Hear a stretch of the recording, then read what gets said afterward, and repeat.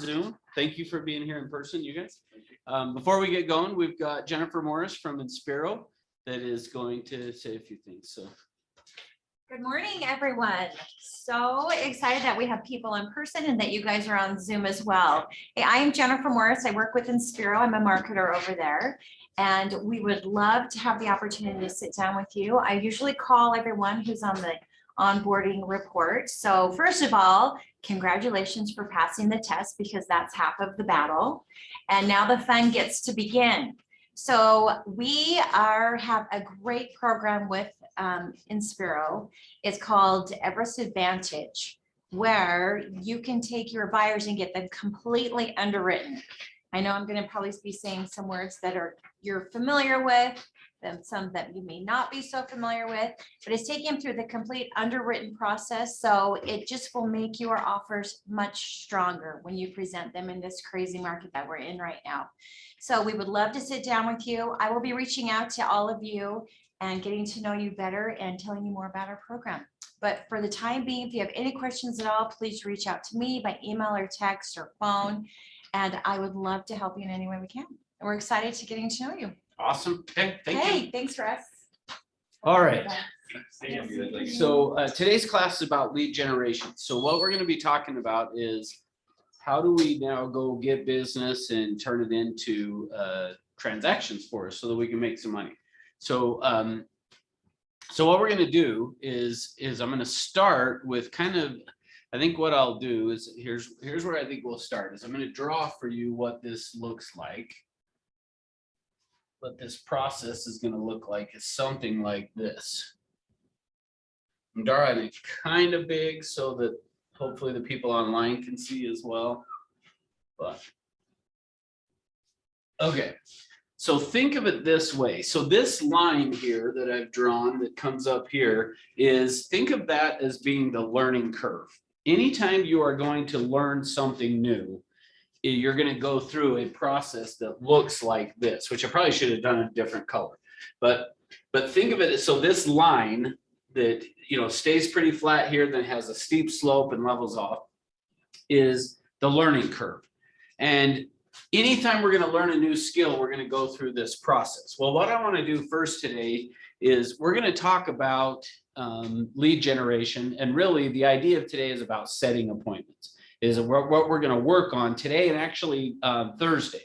So think of it as this class being a two-part class. We're going to do half of it today. The other half will be on Thursday. And which, by the way, I just printed off the schedule for a couple of the guys here, is next week I'm on vacation, so I'm going to be gone. So we won't have any classes, any peak classes. We'll still have morning ascent and all that, but no peak classes next week since I'm out of town. But today and Thursday, we're going to talk about setting appointments. Really, that's what it's all about. So what that's going to look like is we're first going to go through and I'm going to explain to you what this process looks like. Once we've done that, then what we're going to do is we're going to go through and I'm going to show you how the process works in terms of setting appointments, just meaning in general. So it doesn't really matter if you're talking about working for sale by owners, expireds, an open house, knocking on doors, making phone calls. What we're going to work on today is going to apply to all of those. Then on Thursday, we'll go through and we'll talk about the specific different examples of for sale by owners, expireds, all that kind of stuff. And the idea being, if you remember, for those that are online, because you guys weren't here last Thursday we talked about putting together a business plan, and we talked about having your sources of business being 2 or 3 sources, one being your sphere of influence, and then 1 or 2 other ones. Well, the idea of that and what we're going to do between today and Thursday is I'm going to outline those so that you can kind of look at it and see, okay, which areas do I want to focus on? Does that make sense? Okay, so that's what we're going to do. Now, the first thing that we're going to do then today is we're going to be talking about generating these leads and how that process looks like. But before we get into that, what I want to share with you is this learning curve and the process that most people go through in terms of real estate. Now, let me say it even this way. I have been training real estate agents for the last basically just over 16 years. Might even be now 17, but somewhere in that range, 16, 17 years. And here's what I will tell you is that most agents, what happens is, and I don't know about it for you guys, but I know for me, is I remember had an agent that was showing my wife and I houses that we were gonna potentially buy. And I remember thinking like, how much money does she make off of this? Now here, and the funny thing is, at that point, so this would have been, early 90s, probably 92 even. And I remember this lady showing us a house that was a HUD home that was $50,000. And I remember calculating the commission on $50,000 and being like, how much money did she make? Which is kind of funny because if you calculate the commission on $50,000 today, that's not very good. But I remember thinking, how much money does she make from doing that? And being like a little bit feeling like, well, I want to go do that job. And what I've noticed in the years that I have trained new real estate agents, what I have noticed, hey Sam, is that was Pete. Yes, Only 3 smart people. I know, we got 7 others. There's 8. 10, 11 smart people. 8 online, but Tell the 8 they should show up in person. okay, hopefully you guys heard that. Sam said show up in person. All right, so I should have told them some of them are in St. George. They can't really show up. I mean, they could, I guess, but probably not worth it. All right, so a lot of times people go get their real estate license because they're looking at it thinking, I want to go make all of the commission, all that money, and it looks like it's an easy way to do it. Well, what they find out quickly once you come into the business is maybe it seems easy, like from the standpoint of once you've gotten a client, but it's the getting of the client that is really the biggest struggle in this business. So that's what we're going to talk about to begin with. And then we'll get into, okay, so what are the skills that we need to implement in order for us to be then setting appointments? So let me give you this. Russ, I just made my first call Did you? ever. Good job. That's awesome. Congrats. So we'll talk about how did it go in a minute. But so for you guys that are online, I see that Chris put his name in the chat box. The rest of you, if you'll throw your name and office, I don't need license number for this class, but name and office number in the chat box for you guys on Zoom so that I have a record of who was at class. All right. So here's what we're going to go through is we're going to talk about this process, because here's when I said that agents go get their real estate license and then they find out how difficult the business really is, even though they felt like it seemed like it was going to be easy. Here's why. The process you're going to go through, think of this as being like a journey or something that you're going to go on, a trip or whatever. But the first phase of this is what we would call the activities phase. Okay. And in the activities phase, what is taking place is something that looks like this. Is in the activities phase, think of it as this is where people are getting ready to get ready so that when they're ready, they'll be ready. Meaning, during the activities phase is a whole bunch of stuff that we are doing that feels like work, but it's really not getting us to where we want to go. So that's why I like to use that example of, and that is not an uncommon thing of, well, okay, here's why, actually. When you went through real estate school, did they teach you how to sell real estate? No. What did they teach you? Like How to a not get contract. sued. Yeah, basically how to stay out of jail, how to not get sued, and ultimately, at the end of the day, what they really taught you was how to pass the test. Yes. That's it, right? So what happens then is we now get our license. We've got our real estate license and somebody says to us, okay, go out and sell real estate now. And we're like, okay, but like, how do I do that? And so what then happens is, because in real estate school, they didn't have you sit down with somebody and say, okay, now let's write an offer. Meaning they might have gone through the contract a little bit, but they didn't really do that. They didn't sit down with you and really go through to talk about, here's how you evaluate a property, or here's how you do a presentation to somebody. As a result of that, then we get our real estate license and we feel like, well, before I go and start making phone calls, so I love that you said you made your first one, good job. Before we do that though, we usually feel like, okay, well, I first need to learn, like, well, and actually, let me even say it this way, for me personally, when I got my license. I remember I was going to go out knocking on doors the very first time with a bunch of agents. And I remember I said to one of the agents, okay, I'm okay with going and knocking on the doors. Like, I wasn't scared of that. I said, what am I going to do though if somebody says, yes, we want to sell our house? Because I don't know what to do after that. And this agent said, oh, don't worry, they won't. And I was like, well, wait a minute. So why are we going to go knock on doors? If nobody's going to say yes, why would we go knock on doors? Well, I was still worried about it. So I said, well, for real though, like, what am I going to do if somebody says yes? And he was kind of like, they won't, don't worry. And I'm like, but if they do, just humor me. If they say yes, what am I going to do? And he said, well, here's what I would do then. If they say yes, then just say, okay, I'm busy. I got to finish doing what I'm doing. Because how we were doing it is we had taken a printout of a property that was for sale, a flyer or something. And we were knocking on doors in the area where that was and just talking to people about, that was our excuse, I guess, to be knocking on the door, was this home for sale. He said, well, so if somebody says yes, just say to them, I first need to finish doing this, and then I could come back and talk to you. He said, and then I'll help you after that. And I was like, okay, good enough. So I remember I go out and I start knocking on doors, and I remember I get to the very last house on the street that we had been knocking on doors.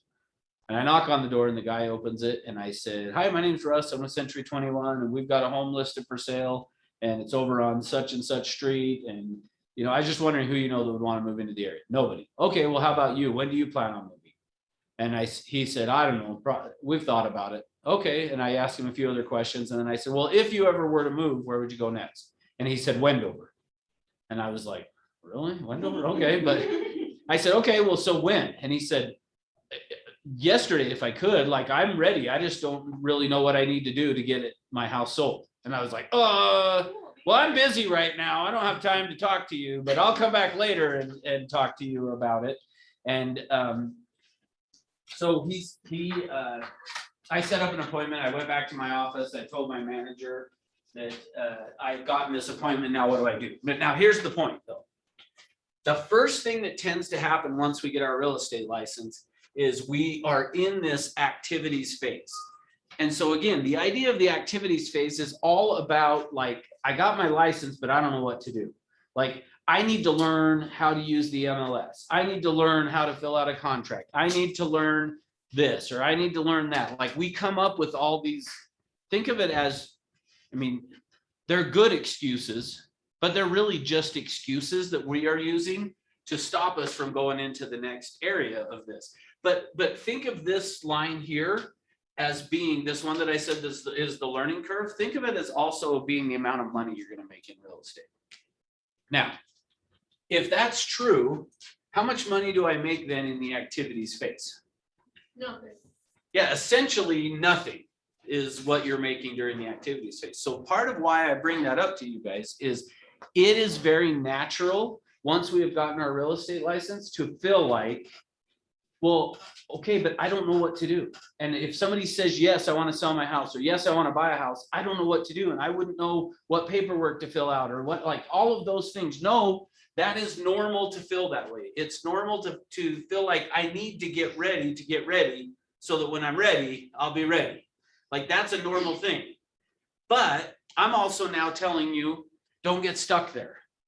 Meaning we got to get out of this phase and into the next one as fast as we can. So what's the next phase? The next phase is what we would call the contacts phase. Okay. Now, in the contacts phase, what is happening is we're making contacts. You're going to now go and get on the phone and start calling and talking to people. It's scary. I'm gonna tell you right now. It I called is. 5 people and only 1 person answered. And what happened as a result? Nothing, but my confidence is better. Okay, good. Well, good. That's good. But so now part of it, I love that you did that, because essentially what she did is moved out of this activities phase into the contacts. Meaning, again, back to on this activities, a lot of times we feel like, well, I got to go to all the classes first. Once I've been through the classes, then I'll know what to do and I'll jump up on and do it. But here's the truth. The truth is, the only reason you're not making contacts, it is your brain telling you your brain is designed to keep you safe. And so it's basically saying you need to learn what to do so that if somebody asks you a question, you'll know. here's the thing, I'll tell you. I've been now 26-ish years doing this. I still don't know all the answers, and it's okay. You have to kind of just go, I'm just going to go about it. And so get into this context phase. So now let me tell you about my process, because essentially what I'm going to share with you guys is how I went through each of these phases. So the context phase. So let me give you kind of the background on this. I had worked, so those that were in class last week, I had worked at a bank. I had decided to come into real estate, and I shared with you guys this morning because of this other agent showing me houses. Well, I had an uncle that was a builder, and I had gone to him and said, I'm thinking about getting my real estate license. How much money could I plan on making?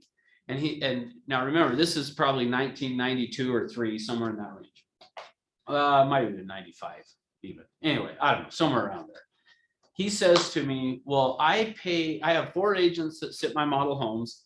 He said, I paid 2 of them over 60,000 a year last year, the year before I was talking to him. And he said, and the other 2, I paid over 100,000. Well, at the time I'm at the bank making about 40,000. And I was like, sounds good to me. I'm signing up for real estate school. So I sign up for real estate school. I get done with the school. I call up my uncle and I say, I've got my license. I'm ready to get going on selling real estate. I want to come work for you. So when can I start? And my uncle says, well, I've got 4 agents that sit my models, and I can't really plug you in there because then all of a sudden the amount of money they make is going to go down. They won't be happy. So as soon as one of them leaves, I could give you a spot. And I was like, well, now what do I do? Like, my plan was all in his, which looking back, I'm so glad that didn't work out, because I would have hated sitting a model home. Like, for me personally, it's not my style. So I said, well, what should I do? And my uncle says, well, call up this guy that he had worked with in the past. My uncle had it. He said, call up this guy, talk to him, because it seems like whenever he's moved around, agents follow him, and it seems like he must do a good job. So I call up this guy. His name was Tom. I called up Tom and said, hey, I want to come talk to you about being a real estate agent at your office. He says, great. We set up a time. I get all dressed up. I go to his office. And I don't know if this was this way for you guys, but for me, like, the way I thought it worked was like, I thought it was like I was applying for a job. And so I showed up at his office dressed up like I'm excited and I'm hoping I'm answering all the questions right. What I've learned now, though, where I'm at now, is he was on the other end dressed up, hoping that he would impress me, that I would want to work at the office, because that's generally what really happens. But I felt like I was interviewing for a job that he'd want to hire me. So he says, yes, come work at my office. And I'm excited, thinking, oh yeah, I got this. And I remember I showed up to his office the first day, and I went and I don't know if you guys have done this, but I went and sat down at the cubicle he gave me. And when I sat down, I was like, okay, now what? And I looked, and I'm trying to figure out. Now, it was not a whole lot different then than what you see today, meaning, like, how many people do you see in the cubicles around? I mean, we actually have more here than probably when I started, like, I sat down and there was like 2 or 3 people out of like 40 cubicles. There's like 2 or 3 people there. And I'm like, all right, so what are they doing? Like, I'm trying to figure out what they're doing, and I can't figure out what they're doing. So I get up and I go into the manager's office, Tom's office, and I said to Tom, okay, tell me what to do. Like, I don't know what to do. Tell me what to do. And he said, here's the first thing you should do, which you guys should do this too, is he said, go make a list of everybody that you know, and then let me know once you've made the list. So I went and made a list of everybody I knew. Now, back then I had a cell phone, but nothing like what we have now where you could store your contacts on it. So for me, I went back, I had been married, I think at that point, 5 or 6 years. So I went back and said to my wife, I need our list that we did for our wedding to invite people to the wedding, and got my list. And I went, showed up back to the office and said to Tom, okay, here's my list. Now what? And he said, you should go and send them all a card. Like, he had some cards that I could get that were like, welcome to the company. I don't know what they were, but it was kind of like, I've joined real estate or something like that on it, that I then hand wrote a note to all these people. I put a business card in it and mailed it to him. And I went back to him and said, okay, now what? And I think he must have got sick of me coming and saying, like, what should I do now? What do I do? What do I do? So he said, here's what you should do. Go out and knock on doors for 2 hours every day for the next 2 years. Now, I'm not necessarily saying you guys should, but I'm not also saying you shouldn't do that. But that's what he told me. Go knock on doors every day for the next 2 years, 2 hours every day for the next 2 years. Which then led me to the story I told you about me going and knocking on doors. I found an agent that was going to go do it, that he had been in the business maybe 6 months longer than me. I said, oh, his name was Dave. I said, Dave, okay. And he took me outdoor knocking to show me the ropes. Now, that at that point got me into the contacts phase. Now, in the contacts phase, though, I was like, okay, well, go knock on doors for 2 hours. Well, at some point along the way, my manager told me this. He asked me, how much money do you want to make? And I said, I want to make $100,000. And he said, okay. At that time, the average commission check that an agent would get was $2,000. And so he said, if you want to make $100,000, the average commission check is $2,000. How many transactions would I need to do to get to 100,000? Pretty simple, right? 50. If I go do 50 transactions, I'm going to get to that. Well, now, there's a saying in this business, which actually is one of the things that I believe in. So let me actually kind of even just say this to you guys. I believe that power comes out of telling the truth. So you can count on for me is like, I'm going to tell you the truth about all this stuff because I believe that power comes out of telling the truth. So I'm about to share with you some truth that goes counter to what you're going to hear from most people in this real estate industry. But this is what you're going to hear. And this is what he told me. Now, here's the thing though, even though when I say to you, power comes out of telling the truth, and I'm about to tell you something that goes counter to what everybody else in this industry says. And when I say everybody else, not, but a lot of people, but it's still a good place to start. So here's, I want you guys to know what I'm about to say to you is not really the truth, but it's a good place for you to start. And that's where I started, but it's not really true, but it's a good place to start. Okay. So here's what it was. I went to my manager and I said, I want to make 100,000. He said, well, you're going to make $2,000 per check. So therefore you need to do 50 transactions. And then he said this, which you guys are going to hear this over and over and over. In fact, you're going to forget that I even told you what I'm telling you right now, that it's not really true, and you're going to buy into it. And somewhere down the road, you're going to tell somebody this too, which is fine because it's a good place to start. But here's what he told me. If you want to make 50 transactions in a year, you need to go out and do contacts of 50 every day. Basically, what you're going to hear in this business is the number of contacts you do on a daily basis will be the number of closings you have. And it is a good place to start. But I want to tell you that from personal experience, and I've already mentioned to you, I've been training new agents for 17 years. It doesn't happen that way, but it's a good place to start. So I would say to some extent for you guys, as you calculate it out, if you were saying you wanted to make $100,000, and let's just say for the ease of numbers, that our average commission check was going to be $5,000, then how many transactions you're going to have to do? 20. 20, right? So if you're going to do 20 transactions, you should be doing at least 20 contacts a day. Now, we do every morning we chant through the affirmations and we do the 12 steps to the summit of success, and we say you should be doing 30. So whatever that looks like for you, hopefully you want to do more than 100,000. So 30 contacts. So here's the thing. If you're in the contacts phase, and maybe this is the better way of saying, if you're in the contacts phase, if you will think of, I need to do as many contacts per day as transactions I want to do in a year, that's a good place to start. I'm just telling you that if that's all you do, you're not going to do that number of transactions. And here's what I mean. I started doing then 50 contacts a day. So I already mentioned to you that I would go out and I would knock on doors for 2 hours. So what happened is there was a lady in my office named Shirley. Shirley and I would meet at the office at about 9:15, between 9 and 9:15 every day. We would then kind of get settled. We would then go into a conference room at around 9:20 to 9:30, somewhere in that range. She and I would end up in this conference room where we would then do some role play. And what we would do is just practice, what are you going to say when you knock on somebody's door? And I would ask her, well, what do you say if somebody says this? She would say to me, well, what do you say if somebody said that? And we would usually do it based on what we had talked about or door knocked the day before. We would practice for 20 to 25-ish minutes.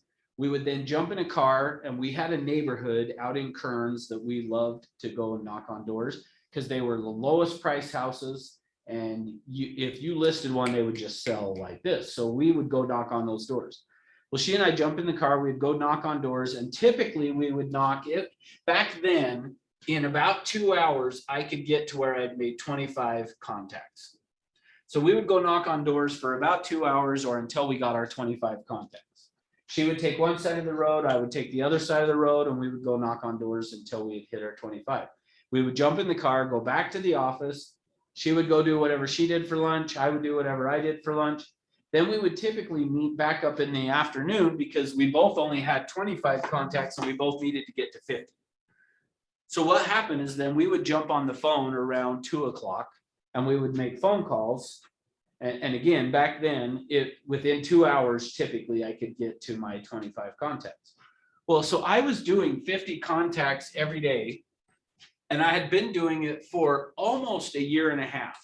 But here's what I'll tell you. After about a year, I was expected, because my manager told me however many contacts you do on a daily basis is how many transactions you'll do at the end of the year. Well, at the end of the year, I think I had done, and I need to go back and verify this, but I think I had done 17 transactions.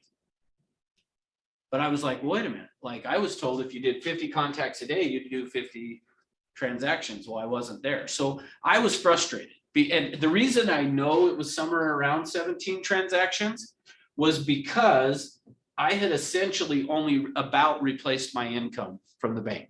And I don't know about you guys, but I didn't come into this business to just replace the income. I wanted to make more.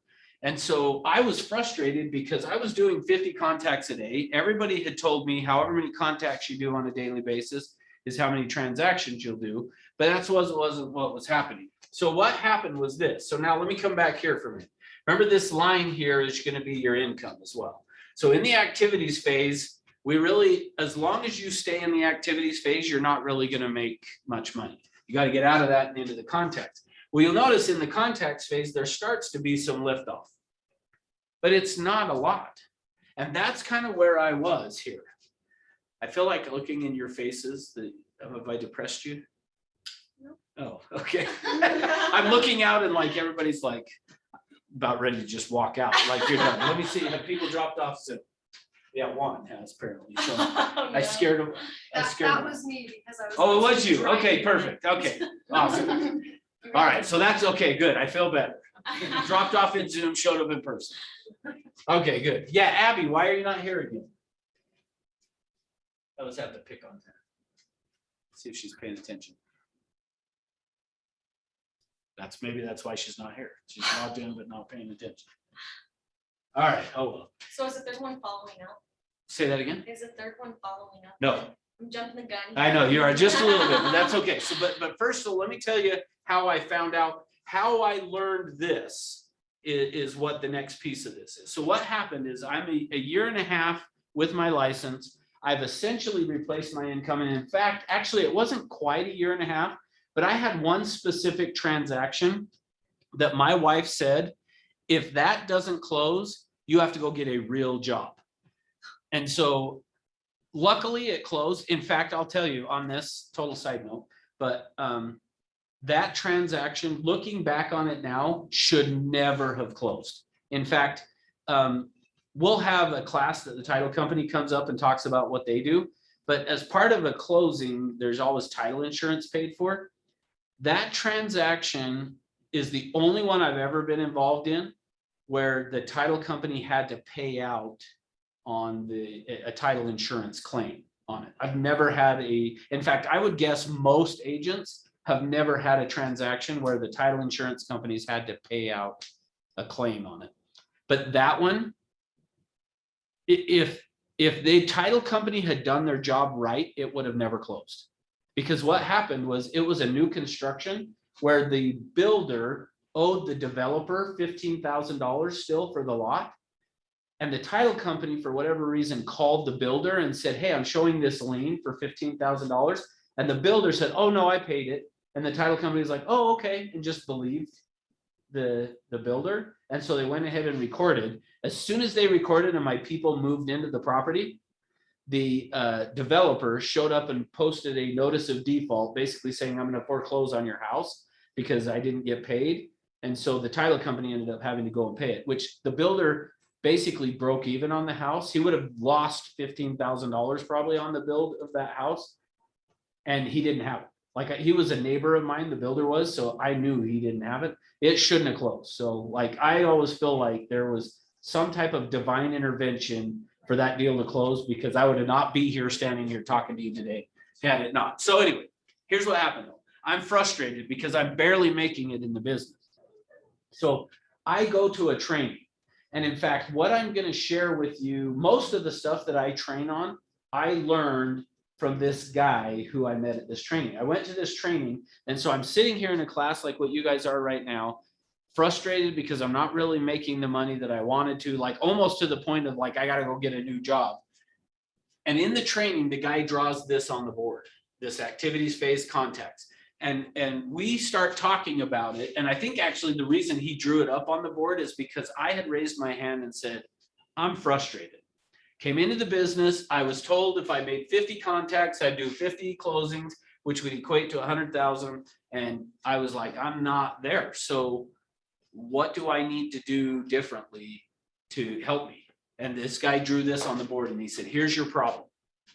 You're in the contacts phase. Now, so here's the, if I was to say to you guys, like, here's the first thing we're going to talk about in terms of setting appointments in this business, this is it. And it's focus. So the key word would be focus. What is your focus? And what he told me is, here's your problem. He said, you're prospecting, focusing on contacts. And because of focusing on contacts, what do you think I ended up with at the end of the day? Less deals. Contacts. Oh, less company. Yeah, I just made contacts, meaning my objective, in fact, I'm going to tell a story about Jason here in a minute, her husband. So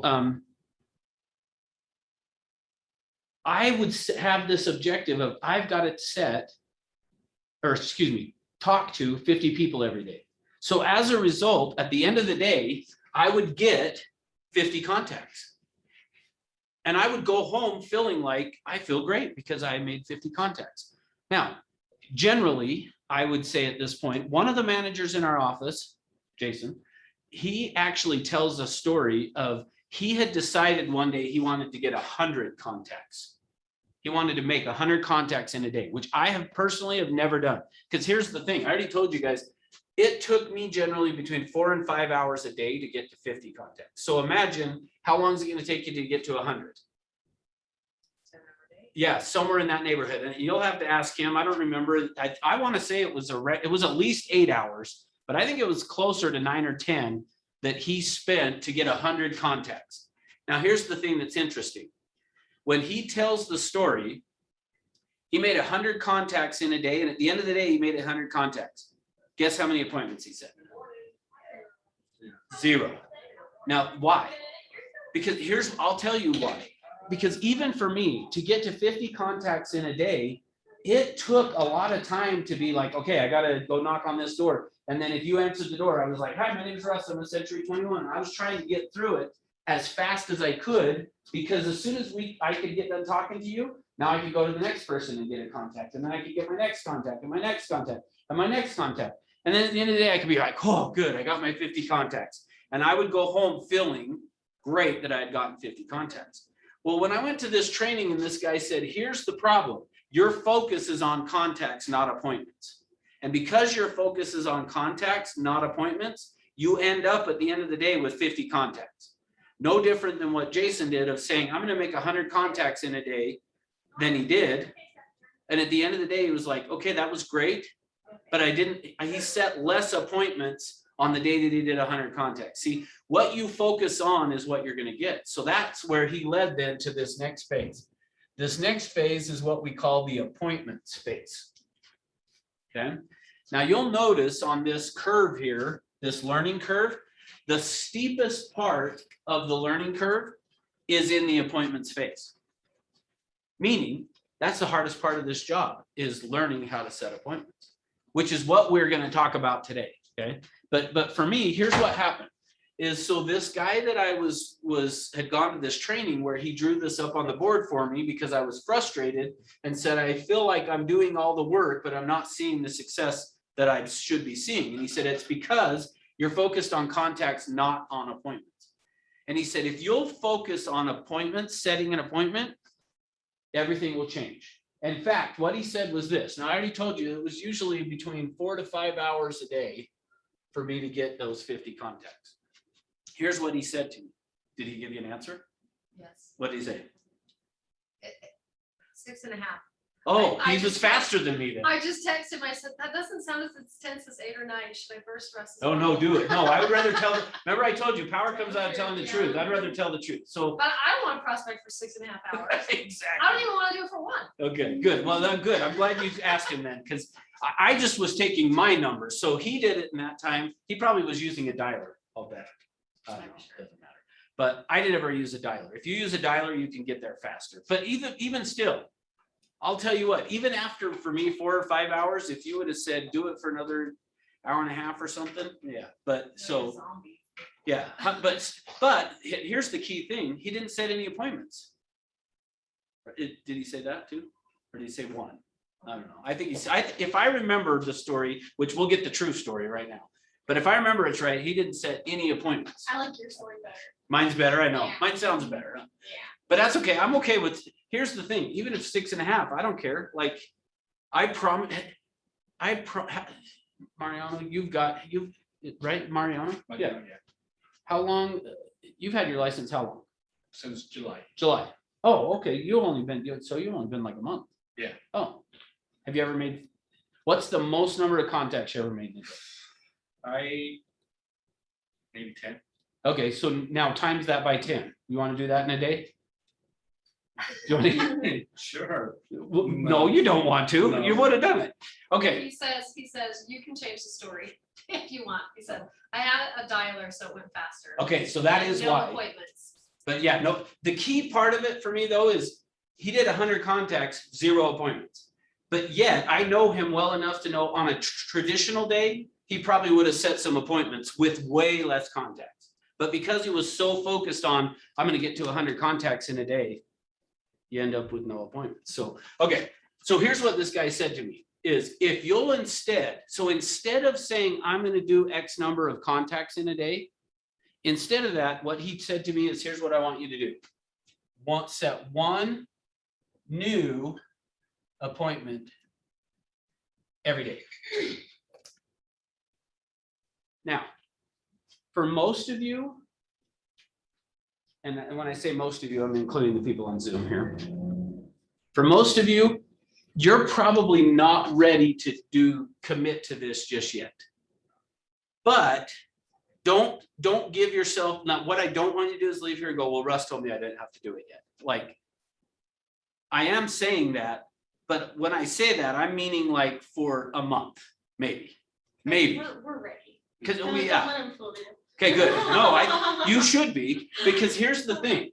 What this guy told me is he said, if every day when you go to work, instead of having a goal of making 50 contacts, he said, you're going to change it. And he said, instead, what you're going to do is this. Now, the training that I was in, which was a Monday, Tuesday, then we had a break till the following Wednesday. And this was on a Tuesday that this was taking place. And what he said to me is for me, he asked me to, now, and I've been 1.5 years in the business. He said, between today, that Tuesday, Tuesday, and next week, Wednesday, he said, I want you to commit to, you will not go home until you set an appointment. It doesn't matter how long it takes you. You will set an appointment or you don't go home. And I was like, okay, because he told me, here's what he told me. I forgot this piece for you. What he told me is in half of the time that it takes you to do this, meaning instead of 4 to 5 hours, it would have been 2 to 2.5 hours. You'll set an appointment. So here's what he said. If you'll do this, you'll set an appointment in half the time, you'll prospect half as much, but your income will double. And I was like, I mean, remember, I already told you at this point, I'm like at the point where my wife's already kind of like, you might need to go get another job. So for me, like, I was like, I don't care, I'll do it if that's what you tell me to do. And so he said, okay, so here's what you're gonna do is starting tomorrow, Wednesday, until the next Wednesday, every day that you work, you will not go home until you set an appointment, a new appointment. Meaning somebody I'd never met with before. And I said, okay. Now, I think he could tell that I didn't know what I was committing to, because what happened was this, is he then said, okay, let me just make sure you're clear of what I'm saying. You're gonna go home tonight and tell your wife, I am not coming home tomorrow if I don't set an appointment. And I was like, oh, like I really have to set an appointment. He's like, yeah, you don't go home, you don't quit until you set an appointment, a new one. And I was like, well, I don't know if I want to commit to that then. Because like now, because remember, I was doing 4 to 5 hours, but 50 contacts every day. And I would bet in a traditional week, I might have set 1 or 2 appointments prior to that. So when he's saying to me, you can't go home until you set an appointment, I was like, oh, I don't know. And he just had to say this to me.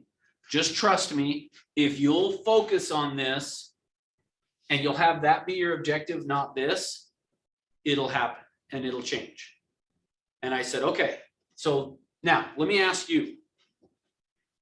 If I asked you to do that, and I said to you, you cannot go home tomorrow until you set an appointment, what time would you show up to work tomorrow?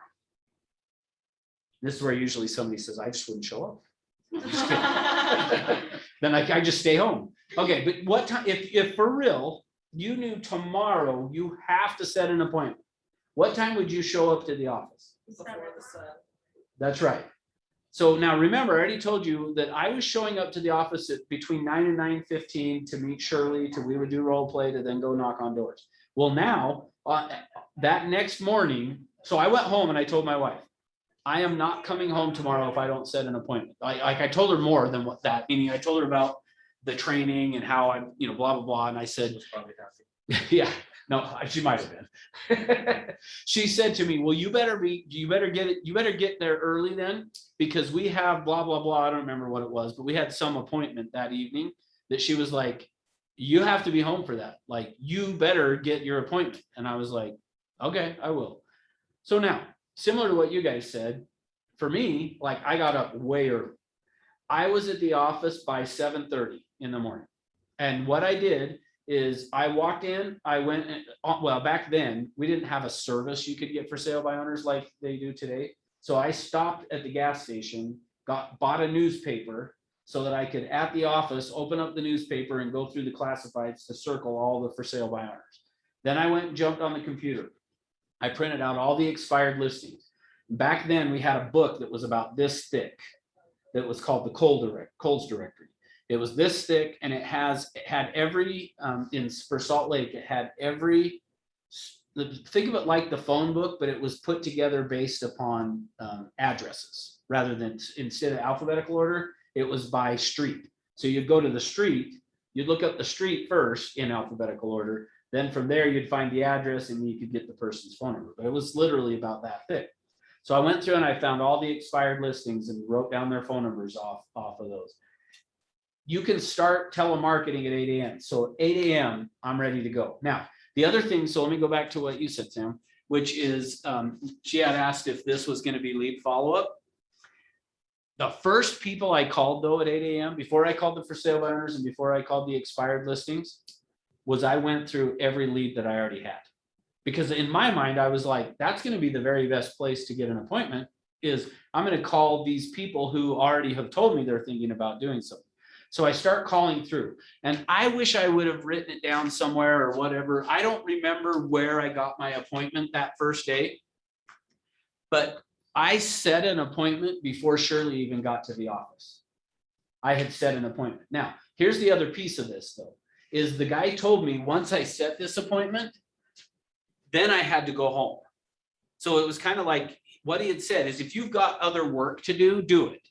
but don't just sit around the office just to be at the office. So he said, go start your prospecting, prospect until you set an appointment. Once you set your appointment, do whatever other work, meaning if I had a property under contract, I could work on it. If I had to do preparation for an appointment, I could do that. But he said, once that stuff's done, go home. So here it's before noon, and I go, because I got whatever stuff I needed to do. I go showing up to the house at noon, and my wife's like, I thought you weren't coming home till you set an appointment. And I'm like, yep, set an appointment. So I'm home. I'm here. I've got everything. I don't remember if I had an appointment later in the night or not, but like I showed up at home, and my wife's like, I'm not sure I like this idea. And in my mind, I took that as meaning she wouldn't think that I would make any money. Maybe she meant it if I don't like the idea of you coming home at noon. I don't know. But to your point, but I'm kidding. But here's the thing is so I had to do that for a week basically. And every single day before noon, I had set my appointment. So now let me kind of walk you through what happened here. Before I would spend hours trying to get an appointment and not get one. Meaning, or contacts, and I would get contacts, but not many appointments. All of a sudden now I'm setting appointment after appointment after appointment, which all of a sudden leads to I really couldn't go home at noon because it generated all this other stuff I had to do too, and other appointments and things. But here's the interesting thing. At the end of that week, when I went back and he said, okay, how did it go? And I said, holy cow, like I can see where I will prospect half as much because it's taking me half as much time to set an appointment as what it had been probably before. And I can see where the number of deals that I'm going to do is going to double because of the fact that I'm doing way more appointments than I was doing. So now fast forward a year later. A year later, that became my admission. Like every person at the office that I worked in knew that I will not go home until I set an appointment. People knew not to come and bug me because when I started prospecting in the morning, it was like, don't bug me till I set an appointment because I knew I couldn't stop until I did. So I was hyper focused on that appointment and I didn't want to be bugged because for me, it was always, if I know once I set the appointment, I could be done. And I always did. I mean, maybe that's not a good thing, meaning that I could have done 2 or 3 or whatever. But for me, as soon as I set the appointment, man, I was done prospecting for the day. Okay. Now, so fast forward a year from then, I had doubled the number of transactions I had done. I had doubled the income that I had made. I also, the next year after that, had doubled the income again. And then the next year, almost doubled my income again, but not quite, doing nothing but set 1 new appointment a day. Now, the reason it kept doubling is early on in the process, I would set an appointment with somebody that probably today I would have never set an appointment with. I would have just moved on. But at the time, I was so focused on if I can get an appointment, I'm getting it. Now let me ask you this question. Again, if it was you already told me you would show up early at the office. When it comes time to talking to the people, what would you do differently if you knew if you could get an appointment from that contact, you could then be done prospecting? So what would you do differently in your conversations with the people?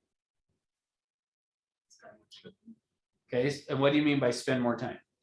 I would try to make sure that they knew that I cared about them and it wasn't just like a quick phone call, like, hi, some house can help. Okay, good. So let's do this. Will you role play with me? Okay, so I'm the agent though, so you don't have to worry. Okay, so I'm the agent and let me show you what the difference was. In the beginning, when I was focused on contacts, here's what would happen. I'd go knock on her door. So knock, knock. Or it could be a phone call too, doesn't matter, but knock, knock. Hi. Hi, my name is Russ. I'm with Century 21. We just listed your neighbor's home over on Birch and Pine. It's got 4 bedrooms and 3 baths and it's listed for $500,000.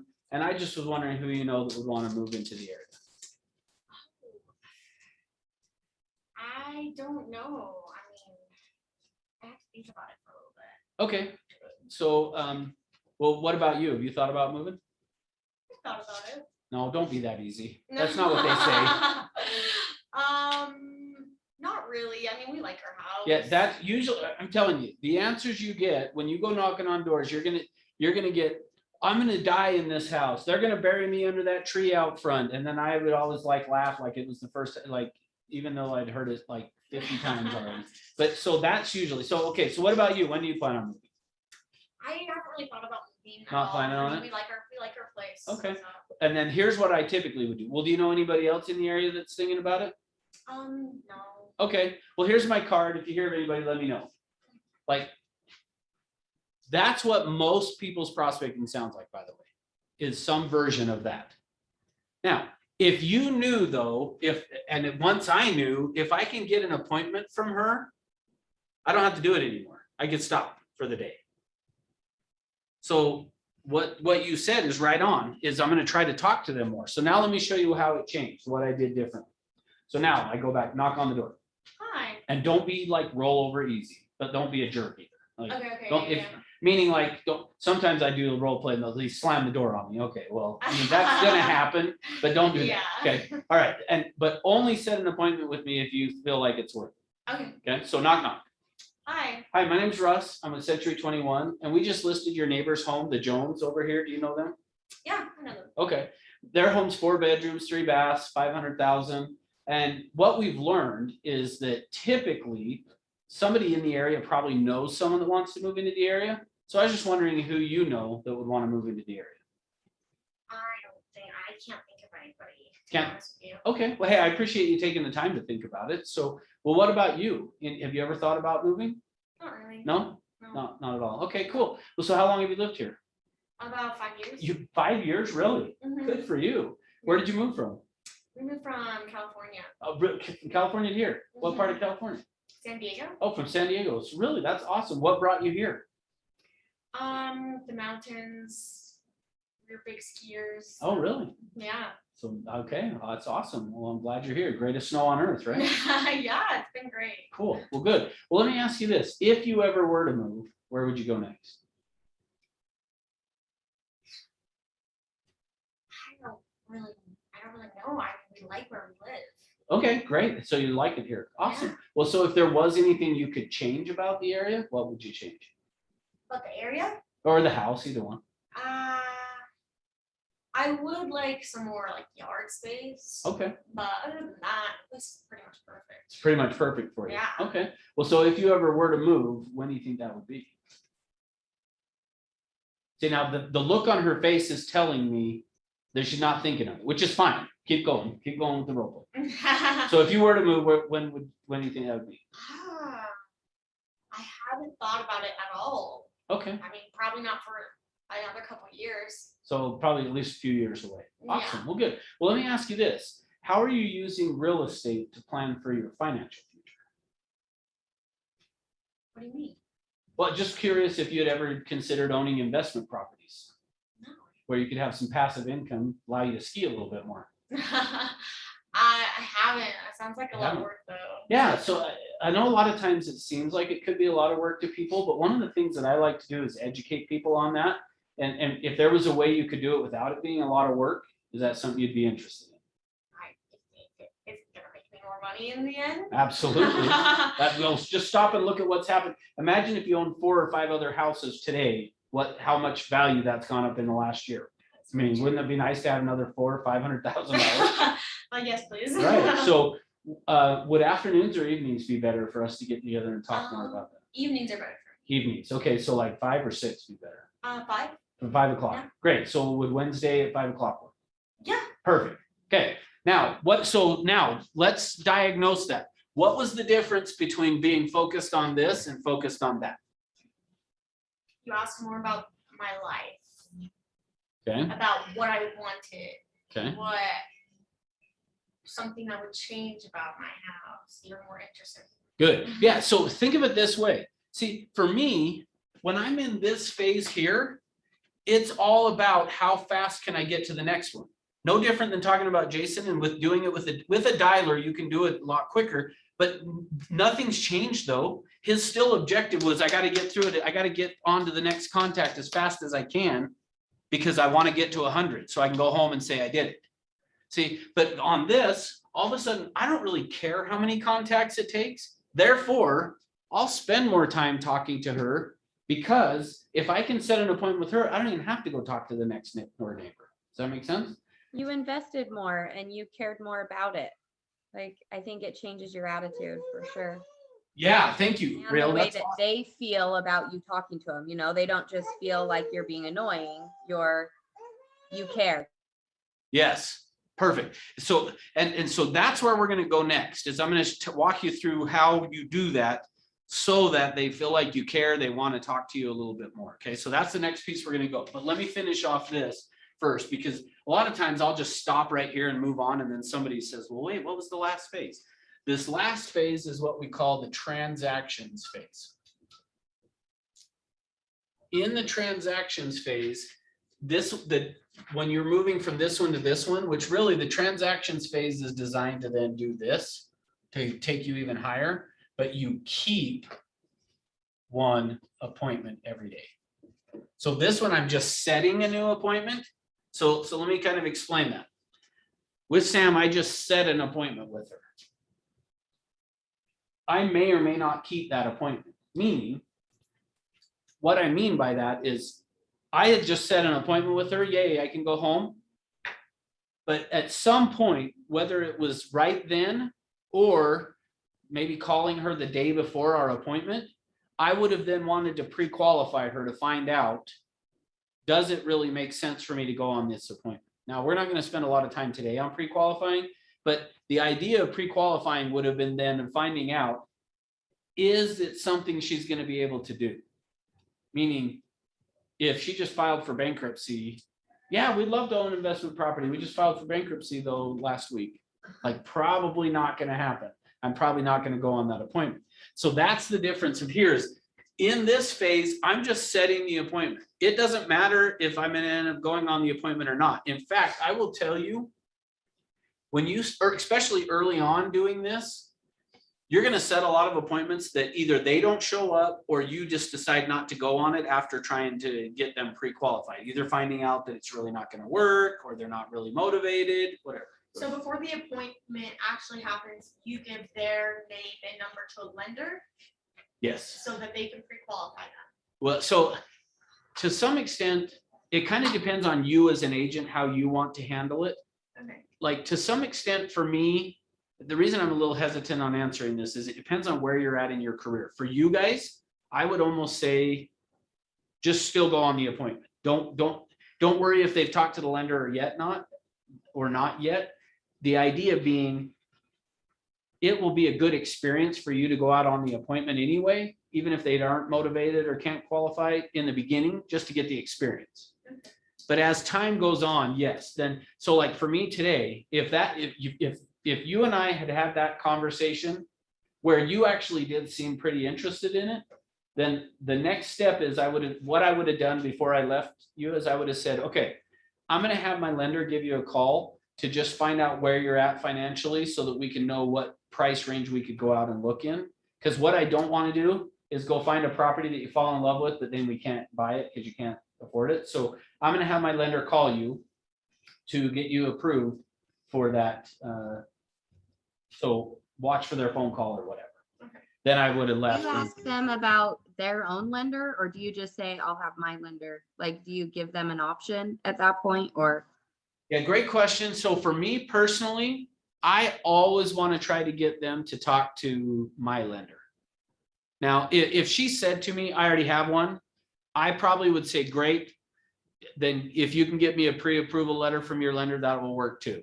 But I typically would say, well, let me have you talk to mine as a backup. The only reason I probably wouldn't do that is if she was like, well, my brother's a lender, I'm going to call him or something. I might not. But even then, I still try to at least have them talk to mine as a backup. And the reason being is I've had so many times where people have said, yep, they're qualified. And at least with my lender, they'll tell me the truth of like, we might be able to, but it's going to be a stretch or whatever. I've just had too many times last minute, a deal falls through because the lender comes back later on. It's like, yeah, we had all these other issues we had to work on and we thought it would be okay, but it wasn't. So for me, I always like to get them in with my lender because my lender at least can be like, even if they don't use my lender can be like, yeah, it's tenuous if it's going to work or not. I at least can know. So Anyway, hopefully that. Okay, thanks. Yep. All right, so that's the difference of this one and this one. This one is about keeping an appointment. So this phase is when you're wanting to make $500,000, $750,000, or $1 million a year, is when you go, I have to keep an appointment every day. If you knew you had to keep an appointment every day, you probably have to schedule how many for every day? 2 or 3 at least. You probably need it because half of the time they're probably going to fall through or get pushed back or whatever. So if you want to keep an appointment every day, which that was what this phase would be. All right. So with that now, let me erase this. Actually, I'll just go on the other side. All right. So how do I do it? What did I do differently is what the rest of what we're going to talk about for today is all about how do we get from just making contacts, meaning, because see, here's the thing. Jeremy, if you just jumped on the phone today and started calling people, which you probably haven't made any contacts yet, right? None, right? So if you were to jump on today without any, like right now, class is over, I just picked up my phone and go, okay, here's a contact, dial, go. What would you say to the people? What I feel like I wouldn't know what to say. Okay, good. If I were to like wing it, I guess, Mhm. I'd be going off like the role playing don't Rick so far as kind of asking, figure out if they want to buy or sell, if they know anyone want to buy or sell, kind of affirm their concerns. Good. And kind of throughout that script, I guess. But Perfect. I know, like from there, they say, okay, yeah, let's set an appointment. I would know like what we talk about in that appointment, like what Yeah, perfect. what we need to do. Perfect. So, but here's the main thing that I want you to see from that. If I just dialed a phone number and handed you the phone and they answered, that's a contact. Meaning we could do that and have you do 50 of those in the next however many hours. And at the end of the day, you could go, whew, I did 50 contacts. But so what? That's kind of my point is so what, unless they turn into appointments. Everything is about setting appointments, okay? So what we're going to talk the rest of the class today about is, so what do we do differently? How do we create that to where we do it? Because stop and think about it for a minute. In fact, here's the example I love to use. So let me draw real quick on here. At my house, my front door is like this. Okay, so you've got these windows, my front door and then windows. So if you walk in the front door, so picture that this is the front door and you walk in. If you walk straight back, you would walk into like the great room. So the kitchen's over here, the dining here, and the family room here. Well, I already had mentioned to you guys that there were a lot of days that I would go home for lunch, and not just because I just wanted to go home for lunch or whatever, it's because and outside of appointments that I had to do, my work was done because I had set my appointment. So I would go home most days and eat lunch and just kind of sit and visit with my wife. Well, so one day in particular, I'm sitting, so I mentioned, all right, if you walk straight ahead, it's kind of the dining room. So I'm sitting at the table there and my wife's telling me, now the neighborhood that we live in is a PUD. And as part of that, there's all these signs that, well, not so many now, but when you would drive into it, there were these signs about no soliciting. And the people in the neighborhood would call, if somebody came and was knocking on doors in our neighborhood, they would call the HOA and be like, hey, there's not supposed to be soliciting. And truth is, you can't really stop it. But they would call the HOA and be like, there's people out here soliciting. Will you come and tell them they can't do that? And a lot of the neighbors would get mad at people and be like, didn't you read the signs when you came into the neighborhood, no soliciting? And so I'm sitting there one day and I'd gotten home for lunch and my wife and I are talking and she starts telling me about that she's had 3 people knock on the door trying to sell something. Okay.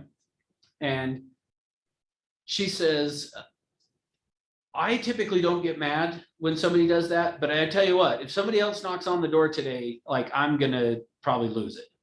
Well, while we're sitting there talking, there's a knock at the door and I look and I can see somebody, like, I mean, I couldn't full on see them, but I could, like, they're kind of like rocking or whatever. So I could kind of see it.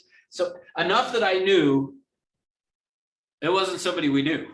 And so I said to my wife, here's your chance. Go do it. She goes walking up to the door. She opens the door here and I hear the guy say, hi, my name's such and such, and I'm with this window cleaning service. And just was wanting to see if you were interested in getting your windows cleaned. And my wife goes, oh, yes, I've been waiting for you guys to come and clean the windows. And he's like, okay, great. And she's like, how much is it going to cost? He tells her, and she goes, great. Yep, go ahead. Just get started. Do you want to start inside or outside? And he's like, well, we'll just start on the outside. Okay, perfect. She shuts the door and I'm like, whoa, hey, wait. Like I was ready to hear you yell at somebody for knocking on the door. And she goes, well, no, I've been waiting for them to come and, somebody to come and offer to clean the windows. And I was like, but wait a minute. You just told me how frustrated you were with people knocking on the door trying to solicit and sell stuff. Yet now you just actually hired the person to go do the work. She goes, yeah. I said, yeah, but you just told me you were sick of it. Well, I know, but I want the windows cleaned. So here's the point. It's only a problem when you're knocking on somebody's door, calling them if there's not interested in what you have to offer. If what you have to offer, they're interested in, they'll take note. I mean, my wife literally had just been telling me how she felt bad for the next person that knocked on the door.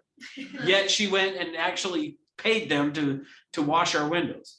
So now here's the thing. So now let's get into this. So there's 3 things that have to take place in order for you to set an appointment. Now, remember what we're talking about here. I don't care what type of prospecting you're doing. Okay. It doesn't matter to me. Any type of prospecting that you are going to do, these 3 things have to take place. If they do, you will set an appointment every time. Okay. All right. First one is you have to have a connection.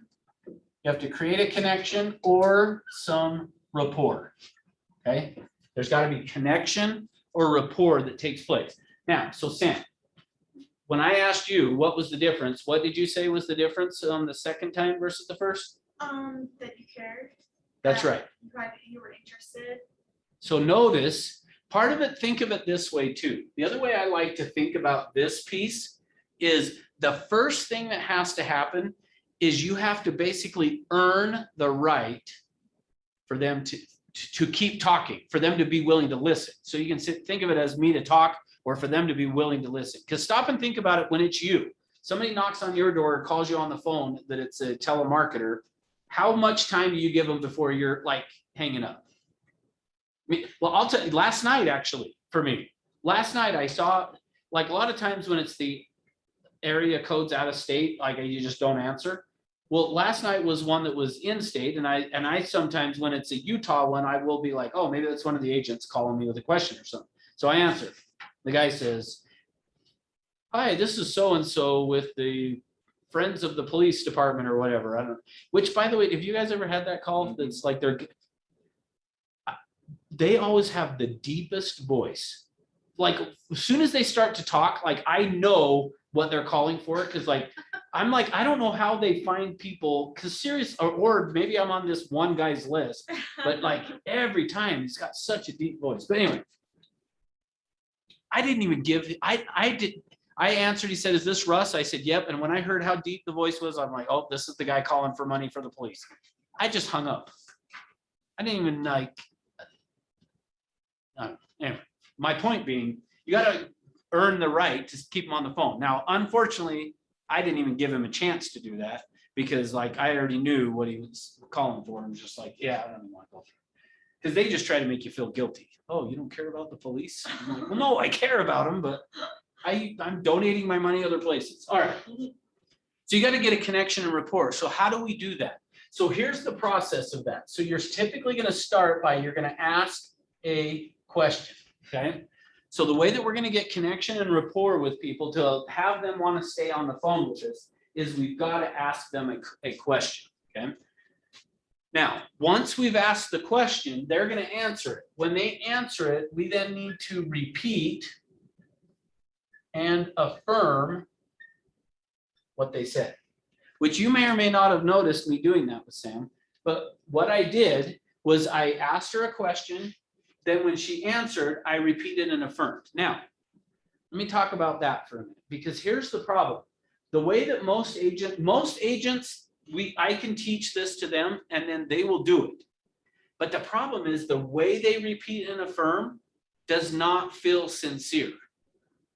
And it's got to come across to the person that you really are interested, you really are curious. So let me show you what I mean. So let's do it again. So I knocked, let's do it on the phone. So ring, ring. She answers the phone. Hello? Hi, this is Russ with Century 21, and I just was calling because we listed your neighbor's home over on Birch and Pine. It's got 3 bedrooms, 3 baths, listed for 500,000. And I was just wondering who you know that might want to move in the area. Oh, I don't really know anybody. Okay, now watch. So here's how I'm gonna do this. You don't really know anybody? Well, hey, I appreciate you taking the time to think about it. Let me ask you this. So now notice I repeated and affirmed, then I'm gonna come back and ask another question. Okay, so, but the repeat and affirm is, so you don't know anybody? Well, great, I appreciate you taking the time to think about it. Something along the lines of that, okay? But what happens is agents do this.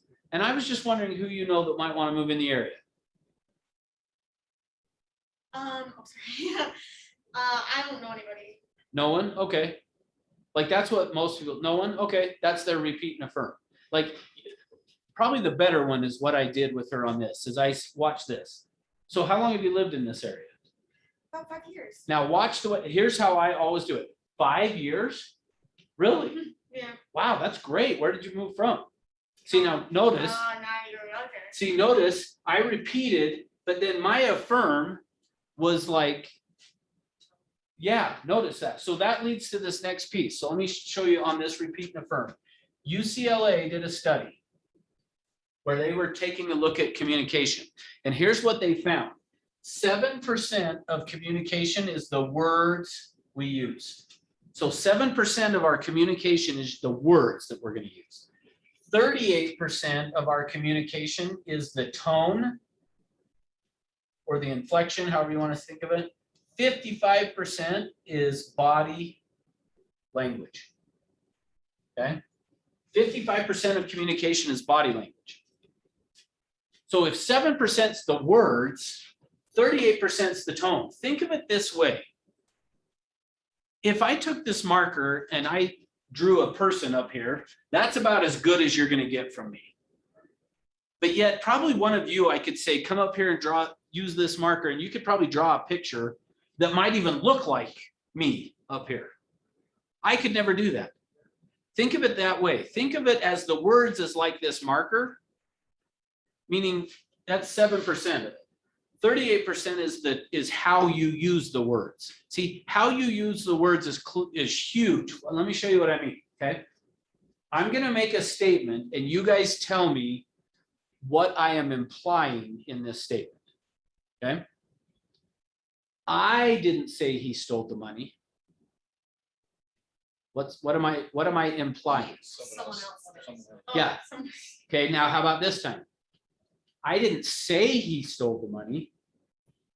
You thought it. That's right. I might have implied it, but I didn't. Okay, I didn't say he stole the money. Someone else. I didn't say he stole the money. Did something else with the money. I didn't say he stole the money. Another money. So notice how based on the word that I emphasize totally changes that sentence. Yet I said the same thing every single time.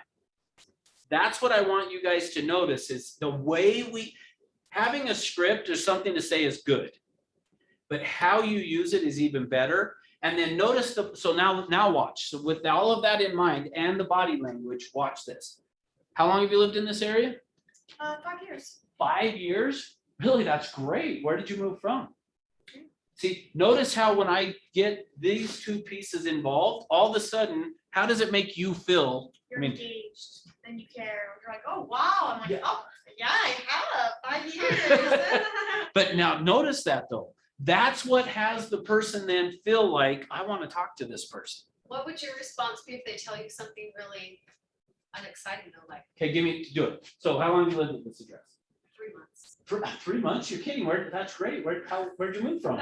I'm essentially going to do the same thing. If they said 30 years, 30 years, I'll probably, I here's just for feel me. like 3 months or even a year is like, they're not gonna move. That's Yeah. not, so Right. how do you take that? And like, obviously you can still be engaged, like, wow, where did you come from? How Yeah. do you like it here? Have you met your Yep. neighbors, but still like, how do you transition that into let's make an appointment. Perfect. So good. And here's part of what I want for you guys to know from this conversation is I think what you're asking is actually very crucial for today, in today's world. Here's why.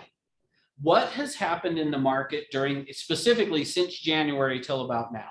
What has been going on in our market? Prices have shot up, but what about the people buying those houses? Oh, they're from different places.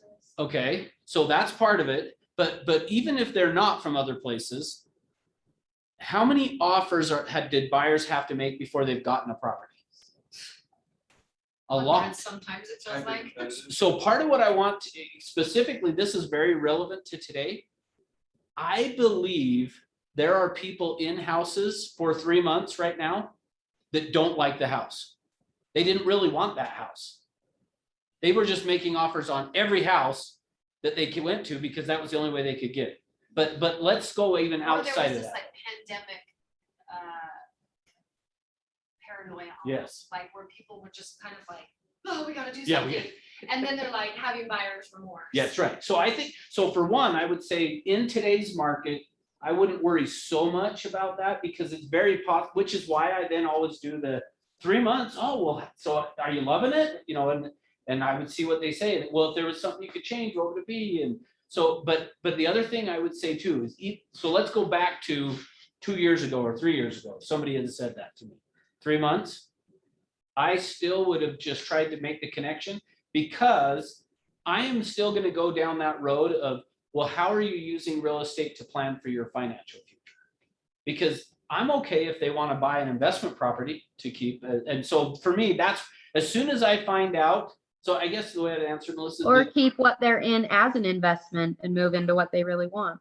Yeah, that's, thank you. For these buyers that I currently have been talking about, I think that's going to be some of the answer on some of these. We're going to see a lot more houses come on the market over the next couple of years just because people bought houses they didn't really want. They just felt like they had to jump on it, kind of a thing.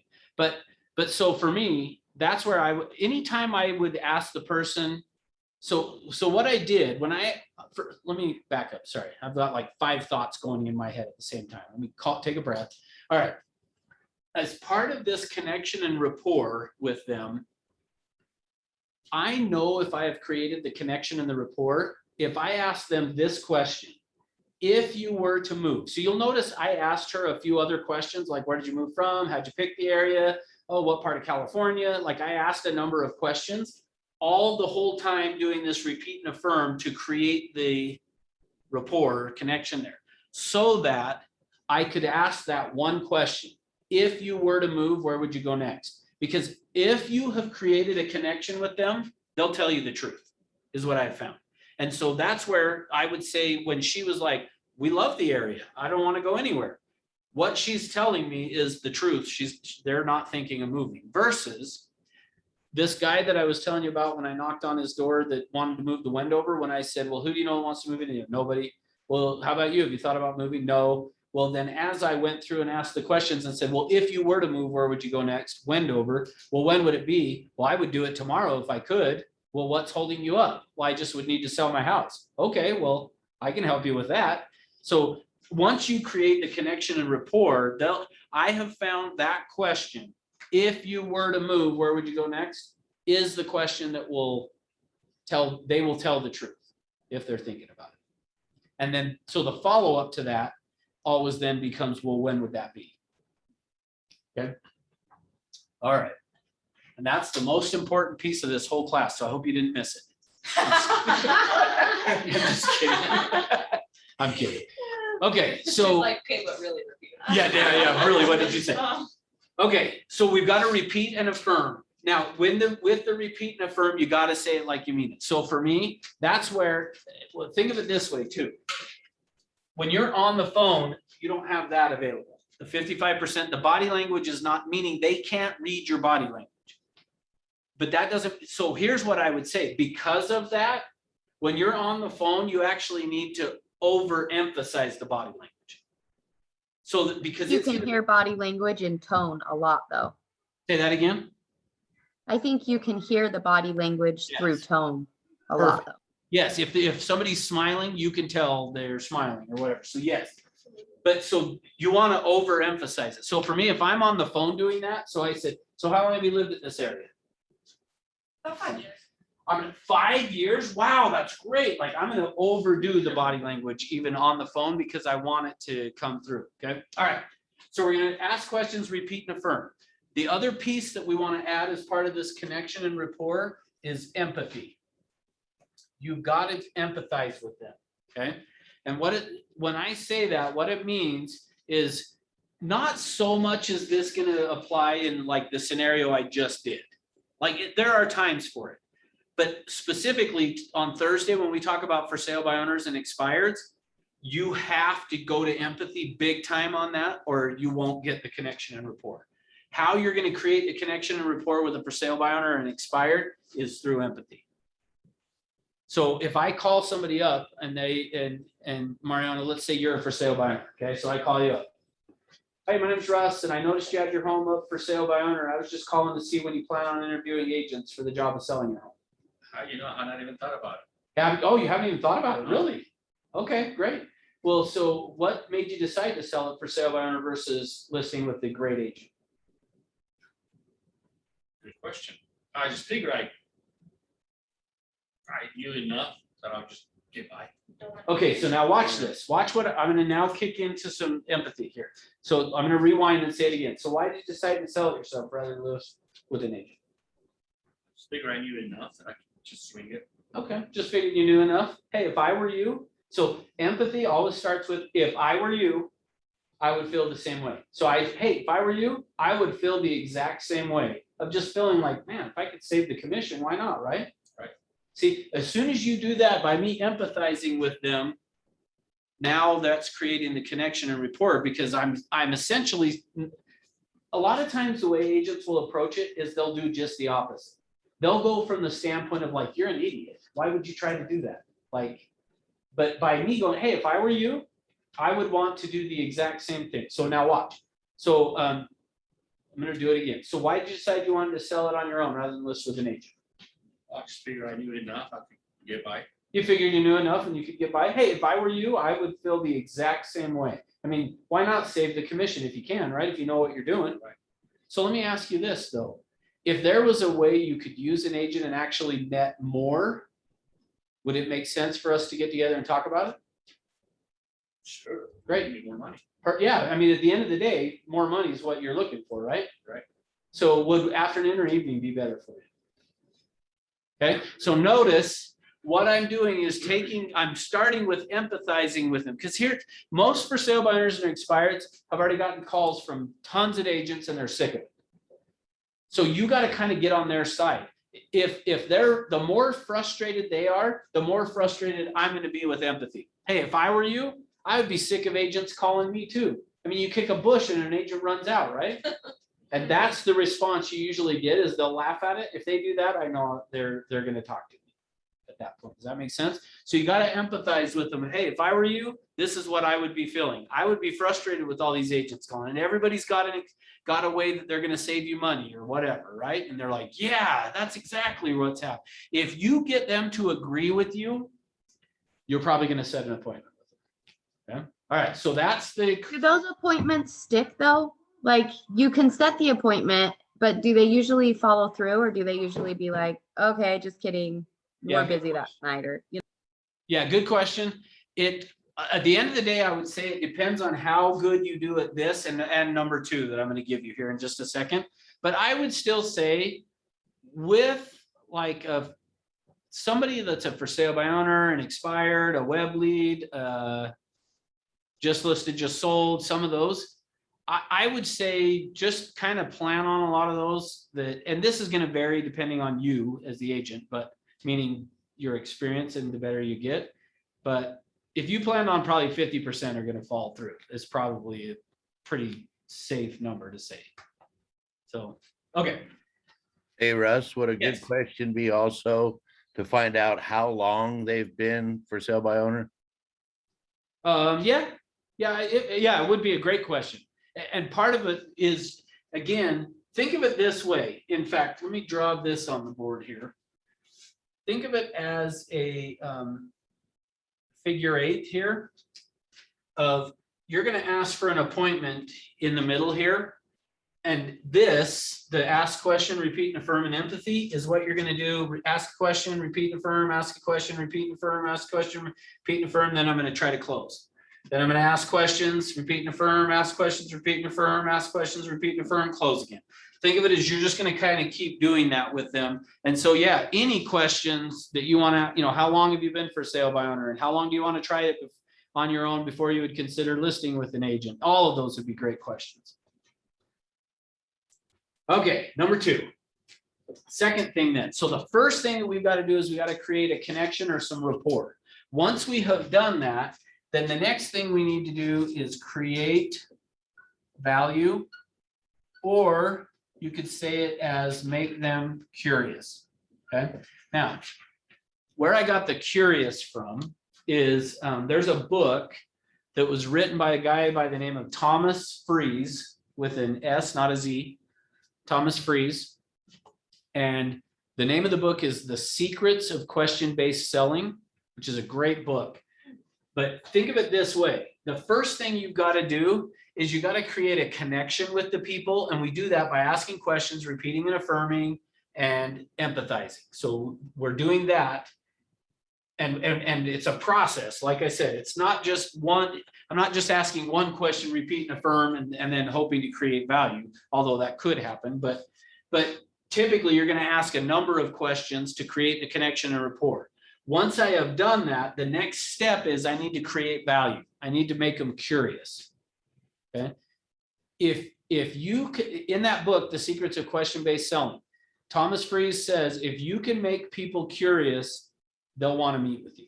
Now, let me give you the example. The book is written just for sales in general. It's not a real estate sales, but this piece of it in the book, he talks about working with a real estate agent on how to create value.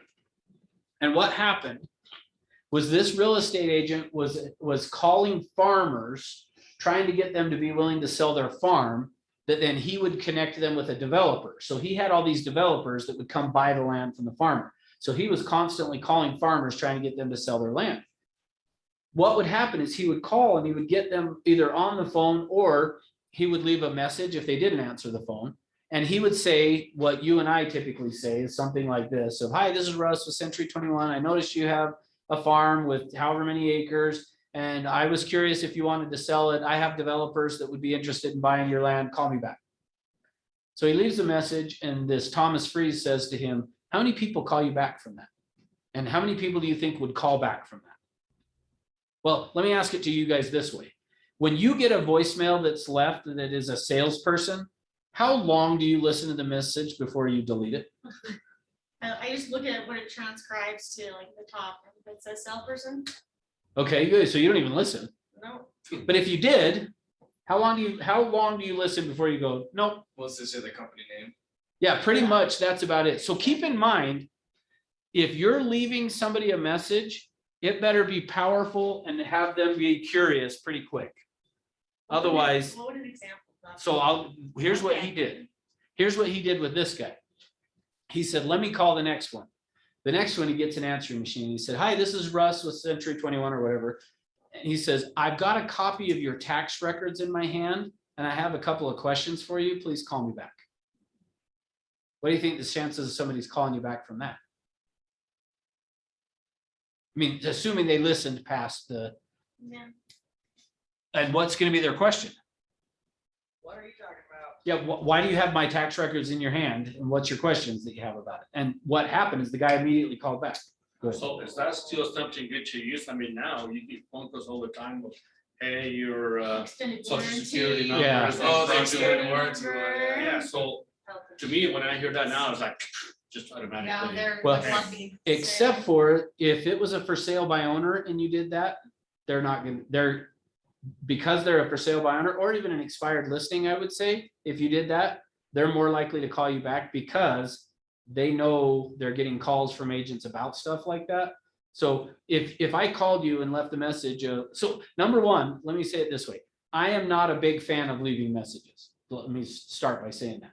But if you are going to, you need to make them curious.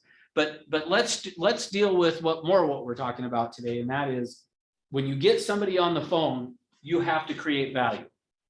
So let's go back to the example that I did with you. I asked you, why did you decide to sell your home on your own rather than list with an agent?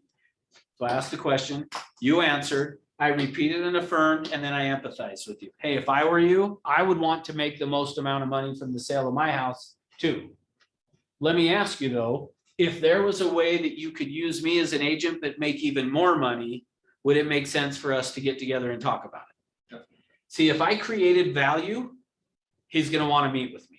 So I either have to create value or make them curious. So let me give you another one that you can use on a for sale by owner. Okay, so which we'll do for sale by owners on Thursday, but so I'm not teaching you for sale by owner, I'm teaching you this create value. Okay, so I say, why did you decide to sell it on your own rather than list with an agent? I just figure I knew enough. You just figured you knew enough? Hey, if I were you, I would feel that exact same way. And why not save as much money as you can, right? Mhm. So one of the other things that I would recommend for you to do that will help you even net even more money, and whether you do it on your own or with me as an agent, either way, it would be helpful for you, is have you considered how you could use points as a way to negotiate and leverage your offer? I haven't even thought about it. Okay. Is that something you'd be interested in learning more about? Yeah, I just hadn't known anything about it. See, all I'm doing is, in this scenario, I'm making him curious. What do you mean by leverage points? You And talking about discount points? yes. Yep. So think of it this way. You got to create value. So let's do like an internet lead now. Let's say I was calling an internet lead. Okay. So Jeremy, you be it now. Okay. So you signed up on my website. Okay. So ring. How's it going? Hey, is this Jeremy? It is. Jeremy, Russ Orchard, Century 21. How you doing? Doing well, how are you doing? Good. Hey, the reason for my call was you signed up on my website and I just wanted to get an idea what you were looking for in a home. So now notice what I'm doing is just asking I'm now going to do this, ask questions, repeat and affirm. Okay. So I just want to get an idea what you're looking for in a home. What are you asking, like size or location or? Yes, everything- all the everything- above. Everything was, Yeah. Now, sometimes they'll be willing to tell you, sometimes they won't. Okay. So don't roll over. So Okay. yeah. We're just looking or something. Okay. we're just looking. Okay, so you're just looking? Okay, that's great. I'm so glad to hear because really what you're doing, so essentially I'm now going to empathize with them. Hey, if I were you, I would do the same thing. And that website you jumped on is awesome for exactly what you're talking about. So let me ask you though, because now watch what I'm doing. I'm switching to this, watch. Let me ask you though, because I come across some really good deals before they hit the market. And so if I had an idea what you're looking for, I could keep an eye out for you. Give me an idea what you're looking for. So to some extent, I'm using this to create some more connection even here. Okay. If he wasn't willing to tell me before, and I say, I come across some really good deals on properties before they hit the market. If I knew what you're looking for, I could keep an eye out for you. What do you think the chances is he's going to tell me now what he's looking for? Very high. Yeah, because now you're actually. I just I'm created. looking for a 4-bedroom, 400,000. Well, and especially consider the market we've just been in, which is starting to change a little, but we're still somewhat there, but not as frenzy as it was. But consider that if I was saying to somebody during this frenzy, I come across deals before they hit the market. And in fact, I've had people that I've helped buy homes that they didn't even compete. Like all of a sudden now I'm creating huge value on this for him to want to talk to me. Does that make sense? So give me an idea what you're looking for. So we'll continue it and I'll show you what it looks like. 4-bedroom, 4 to 500. So a 4-bedroom, about 400,000 to 500,000. Yeah. You know what? I actually might know of a couple of properties that could work for you. Would you have some time tomorrow afternoon or evening to go take a look?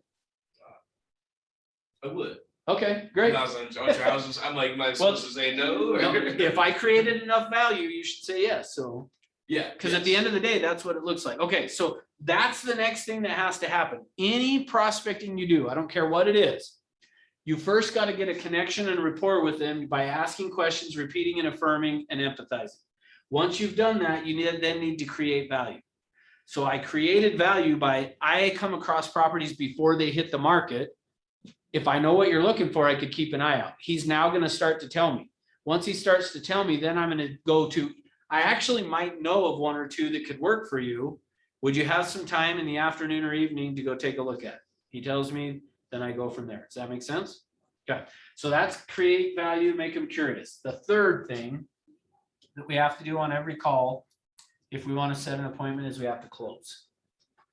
Now, in terms of closing, there's only 5 ways in the English language you can do that, okay? And here's what it is.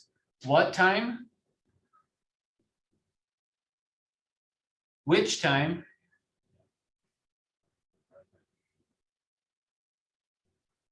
How soon? When? And where? Those are the only 5 ways in the English language you can ask for an appointment. What time, which time, how soon, when, and where. Now, let me show you what I mean by this.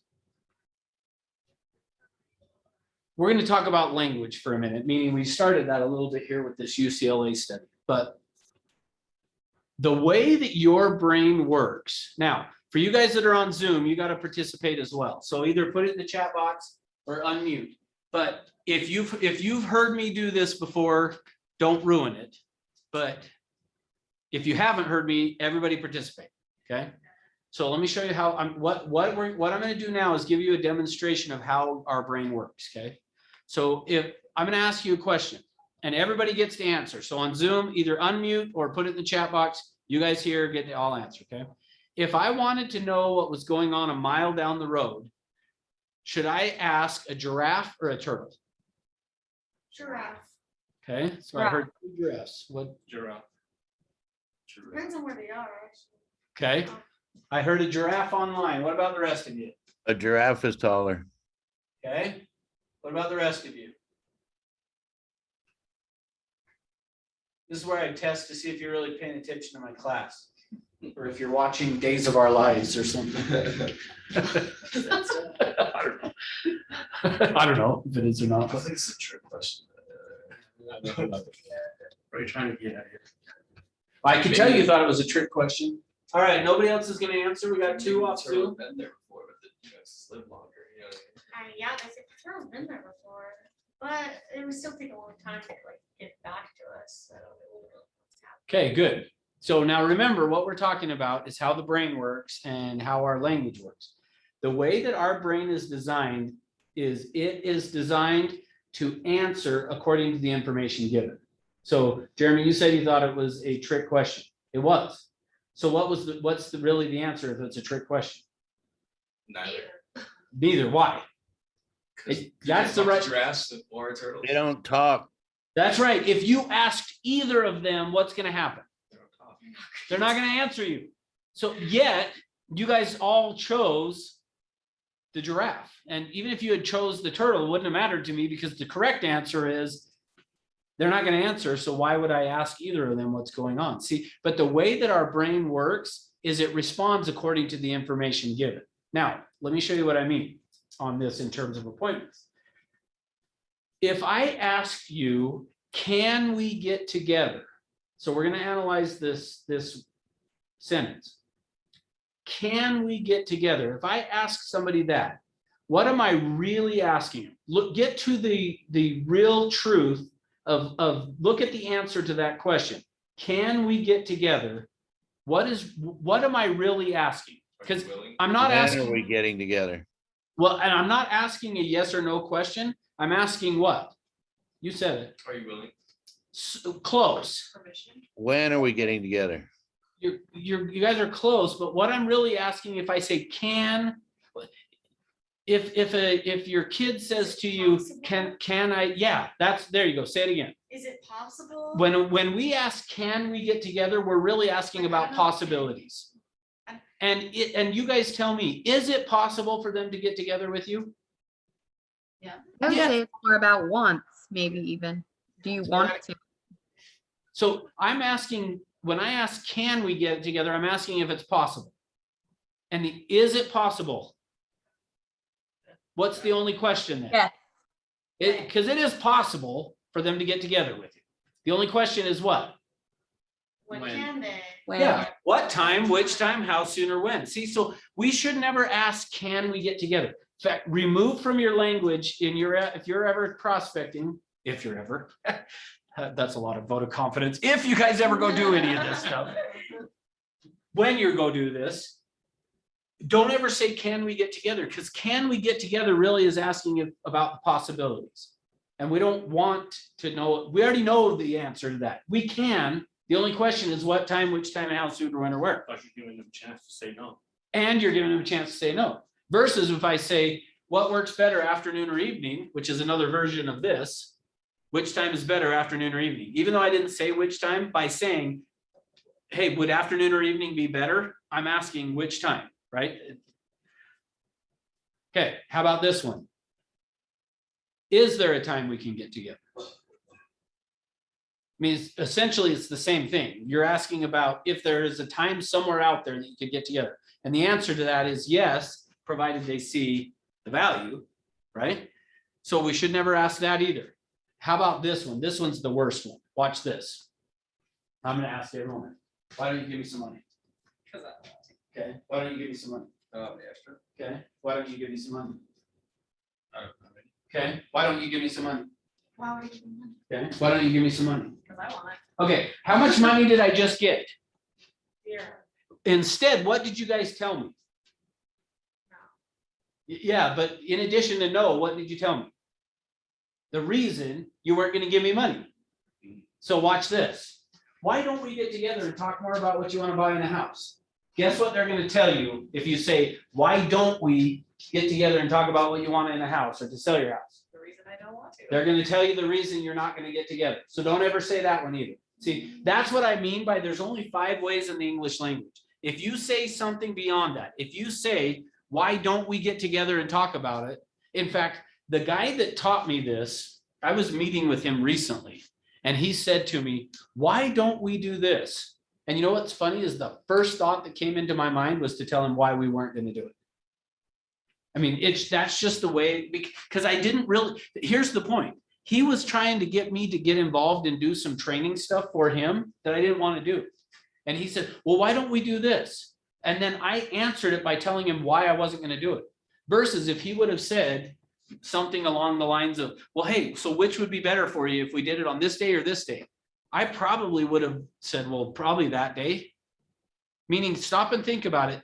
See, our brain wants to answer the question according to the information given. So when I said to you, you're gonna ask a giraffe or a turtle, logically, we go to, well, a giraffe because it's taller and it could probably see, but then we go, well, but a turtle, like it moves slower, so it might have noticed, but notice neither of them is relevant because if you ask either of them, they're not gonna tell you. Same thing when it comes to setting appointments. If you will ask it this way, you're more likely to get an appointment. Now, let me wrap up with this. I had an agent that I was teaching this to. This was probably, God, I don't know, 8 years ago, 9 years ago, that I was teaching this to, and she raised her hand. This was a seasoned agent. She'd been in the business for a number of years. She raised her hand and she said, I say, can we get together all the time? And people tell me yes. Now, so I want to pause for a minute and make sure you guys are really clear. If you have created enough value, you can say, can we get together? And they'll probably say yes. But if they're not quite 100% on board yet, and you say, can we get together? You're probably going to get a no. Versus saying it the other way. So she said, I say, can we get together? And it works. And I said, great. And here's what I would say to you too. If what you're doing works, you don't have to change anything. Don't change anything. But if what you're doing doesn't work, or you want to do more, you got to change the approach. Your approach has to change. See, that's ultimately what I did going back to this. Switching from contacts to appointments, essentially all I did was change my approach. If you want to get a different outcome in life on anything, we're talking prospecting today and setting appointments. If you want to get an appointment, you just have to change your approach. If you're not getting it, you got to change your approach. But the same thing goes with life. If you don't like the outcomes you're getting, it's contained in your approach. You got to change your approach.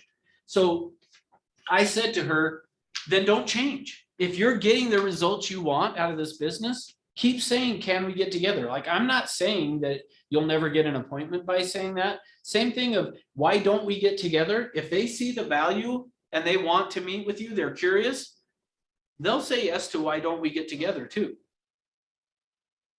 I just know that you'll get better results if you do it this way. Okay. Now, here's the interesting thing. She tells me that as soon as the class was over, I go jump on the MLS because I want to see what her production looked like in the last year. So I go look up to see how many closings she had in the last year. 2. And I was like, wow, that's working really well for her. Like I never said that.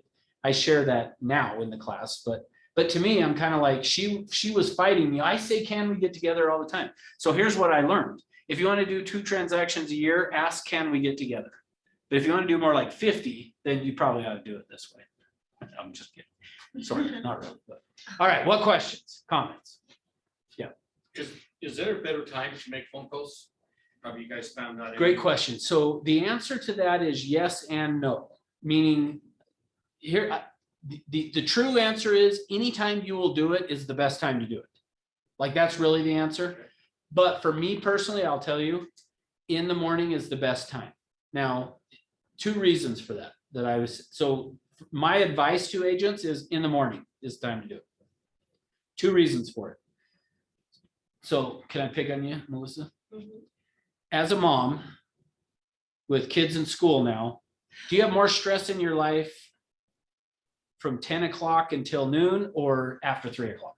After 3 o'clock. So for me, that's part of why I say in the morning is I know the moms that are at home. If you try, a lot of times people will say, yeah, but I'm more likely to catch her. Like she's not home right now. So if you knocked on her door, you're not going to catch her. 3 o'clock, she's going to be home. But she's also not going to want to talk to you because she's busy doing the stuff, got to get dinner ready like that. So to me, here's what I would say. Because people will sometimes make the argument, they're going to catch them at home in the afternoon. Yep. But people will also, after they've been at work and they go home, they're stressed, whatever. So 2 reasons for me that I've just found. Number 1 is people have less stress during that time, meaning they're more likely to talk to you. I just know my wife for sure. In fact, actually yesterday, I don't remember what time it was, but it was aroundish this time. We have a Ring doorbell. I get a notice on my watch if somebody rings the doorbell. I look down, I see it's the neighbor. And backstory to it, the neighbor had my wife's pan of hers, and my wife's been kind of like, I don't want to call and ask for the pan, but I'd like my pan back. Well, so she rings the doorbell yesterday. I see the pan there. So I send my wife a text, said, hey, I noticed Jana brought the pan back. Did you have to ask for it or did she just bring it? Over an hour later, my wife texts me back. She just barely left. See, here's what I will tell you. This time of day, my wife will gladly do that. 3 o'clock, 4 o'clock in the afternoon, she would have never stopped and talked to her for an hour.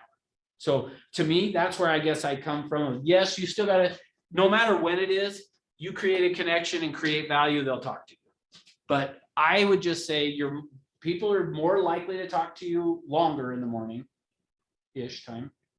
And number 2 is, this is probably even the bigger reason that I say morning, is if you wait till the afternoon, you probably won't do it because life happens. Stuff's going to come, as you get transactions and stuff rolling, a transaction is going to have a hiccup in the middle of the day that then in the afternoon, you're not going to prospect because you're either frustrated that it fell apart or you're still working on trying to keep it together. So I've just found morning's the best. Well, and I think about just human tendency, we get decision fatigue, right? Yes. So like you take out being a mom and my family from that equation, by the end of the day, I'm still like, Yeah. I'm done. Yeah. Like, I'm done. Yep. Like, that's just it. Yep. You know? Yeah, we just don't want to. Now, again, if there's value, it doesn't matter when it is. Like they would totally be like, oh yeah, let's talk. So anyway, great question. What other questions? Good information today? Yes. Helpful? Yeah. Okay, so here's what Thursday is going to look like. Thursday, what we're going to do is I'm going to do another training piece at the start. We're going to go through the buyer and seller cycle. Because it's crucial for you to be successful. You got to understand this buyer and seller cycle. So I'm going to take some time, go through that. And then after that, we're going to go through and talk about, okay, now how do I apply this to for sale by owner? How do I apply it to an expired? How do I apply it to, door knock, all that kind of stuff. So, is that good? Great, yeah. What's that? Same time? Yes, same time, 10 o'clock. So, okay, well, thank you all for being here. Have an awesome day. Thank you. We'll, Thanks, Russ. you're welcome. Oh. So do we get you to sign the card too? No, we probably should do that for this still, huh? I probably should have. People will come in person. I know, I probably should do that. I'm gonna just wait and see if these people that are on here, if they jump off now or just stay on. How do we check our credits, like our CE credit? For CE credit, you would check it on the division's website, so realestate.utah.gov. But this class isn't CE. This is just make money class. Yeah, I mean for the new agent ones that we did, I just wanted to make sure that I had them recorded and Oh. stuff. Okay, yeah, I have a spreadsheet. If you want to shoot me an email, then I will, I can reply back and tell you which ones you've done. I don't have it in front of me right now, obviously, but. And do you record them then with? Uh-huh. Okay, so how do we check that, like to make sure that they have record of what we've done? Well, when you say they, who do you mean by they? I guess whoever we're supposed to do it with is. That's me. Oh, I okay, was like, so who's in the they? first year, we just have to make sure that you have record of it. I thought you had to like, I don't know, report it back to. Yeah, so I think you're talking about two different things. One is you've got the division that has certain classes that they require you to do. And that's Yeah. where you're gonna check that on realestate.utah.gov. But then you've got the peak agent training or the new agent training for us here. And I'm the one who tracks that. Okay, and is that still just the 12-hour one, or is it all the whole? 12-hour, yeah, the 12-hour is included in what I do. So that's the only one that I'm really keeping track of. But yeah, if you want to shoot me an email, I can tell you where you're at on that too. Okay, great, thank you. Yep, you're welcome. I was gonna kind of ask you along the same lines as her. So it's very confusing as to what trainings we need. I mean, you got the 12-hour, this and that, different, like UCAR asks for different training. So do you guys help us keep up with that? So anything from the board, no, but there's very little you need from the board. The only thing you really need from them was the basic stuff. Like they've got a forms and a code of ethics class, I think, that they make you do. Okay. Outside of that, we'll take care of everything else. Okay. Yeah, just participate in what we're doing and you'll be good. We'll be good. Yeah, because coming through this, I'll get you the 12-hour new agent, although you may have already done it, it sounds like. I did, I don't. You don't know if it was? 12-hour, I know I did something. Well, it for would've- UCAR. And for how long? Was it like a full day? It was a 1 hour. No, actually, it was, one was a half a day. Okay, then you didn't get 12-hour. If you did 12-hour through them, it would have been 2 full days. Okay. So I'll get it for you, but we do them in 2-hour blocks rather than 2 full days like that. Okay. So just if you just come to the classes, you'll get that. And then whenever we offer other CE classes, if you just come participate in those, you'll get all the CE and stuff you need. Okay. So that include for the division and everything. Yeah, because yeah, we do, like, for example, the one you'll have to do as well when you renew is the mandatory residential class. And we just barely did it last week. So, but we'll do it before you need to renew your license, we'll offer it a lot, so. All right. So, Good enough. and the That's- 12-hour will get you as you come through the Tuesday, Thursday stuff. Okay. Yeah. Okay. All right. Abby's Well, thank still you. floating there. Yeah, we'll see you on Thursday.